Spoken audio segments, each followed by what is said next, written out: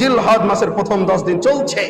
আপনি আমি মুসলিম, আপনার আমল, আপনার চলাফেরা, আপনার কথাবার্তা, রাস্তায় চলবেন, রাস্তায় হাঁটবেন, বাজারে বসে থাকবেন, মসজিদে বসে থাকবেন, চার স্টলে বসে থাকবেন, বাড়িতে বসে থাকবেন, রুমে বসে থাকবেন, আপনার চরিত্র, আপনার ব্যবহার, আপনার কথাবার্তায় প্রকাশ করে দিবে জিলহজ মাসের কয় তারিখ চলছে?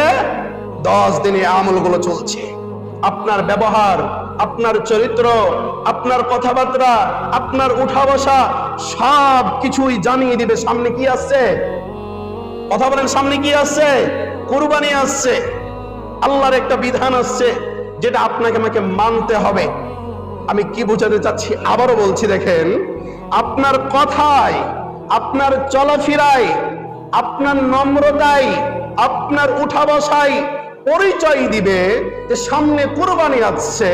আল্লাহর একটা বিধান আছে, যেই বিধানটা মানার জন্য আমাদেরকে নম্রতা হতে হবে, আমাদেরকে সরলভাবে কথা বলতে হবে, কর্কশভাবে কথা বলা যাবে না, মিথ্যা কথা বলা যাবে না, মিথ্যার উপরে চলা যাবে না, সত্যর উপরে চলতে হবে, নম্রতা পরিচয় দিতে হবে। কারণ সামনে আসছে কি? কুরবানি।